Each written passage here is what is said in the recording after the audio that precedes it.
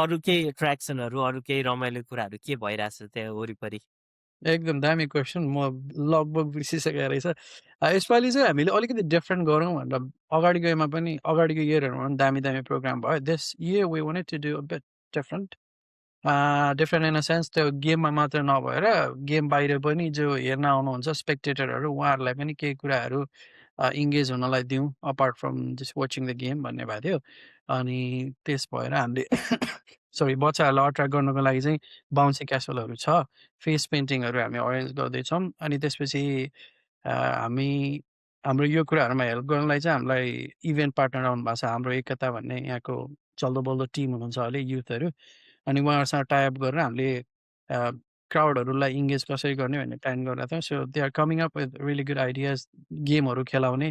जस्तै अब as a tyre अनि यहाँबाट सुट गरेर अनि टायरको भित्रबाट छिराउने त्योहरू हुन्छ नि।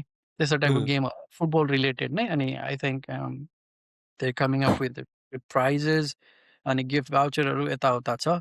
अनि हाम्रो फुड स्टलहरू पनि छ। अकल्यान्डमा एकदम चलिरहेको अहिले रिसेन्टली एकदम फेमस भइरहेको 2 टा फुड स्टलहरू हामीसँग जोडिनु भएको छ। जस्ट मोमो र स्न्याक्स बाइ कोसेली उहाँहरू अँ। पनि हुनुहुन्छ। हामीसँग अर्को यो प्रडक्टहरू डिस्प्ले गर्न, सेल गर्नलाई लुआङ ब्ल्याक पनि अन बोर्ड हुनुहुन्छ। सो दे विल बी यसमा चाहिँ ह्याभिङ लङ ब्ल्याक पनि न्युजिल्यान्डमा आइसक्यो हजुर, है? लङ ब्ल्याक अहिले एकदम राम्रो गरिरहनु भएको छ उहाँहरूले। अँ, अनि अँ। GHC मा चाहिँ उहाँहरूको पनि एउटा स्टल हुन्छ। अनि I think there are few other vendors were keen to have त्यो स्टल। अनि हुँ। यसपालि यो सबै चाहिँ हामीले फेरि एकदम कम्युनिटी फोकस भएर गरिरहेको छौँ। हाम्रो यहाँ लोकल बिजनेस नेपालीहरूको बिजनेसलाई प्रमोट गरौँ भनेर। अँ, अँ। So I think nice. अनि भनेपछि फेब्रुअरी 7 र 8 होइन त? हजुर, फेब्रुअरी 7-8 मा चाहिँ टक्क त्यहाँनेरि गइसकेपछि एउटा नेपाली भाइ, म्याच, फुटबल अनि त्यहाँ ओभरअल एउटा प्याकेज नेपाल बिर्सिने गरिकै एउटा ग्रान्ड प्रोग्राम हुँदैछ होइन त? एकदम। अनि ओके।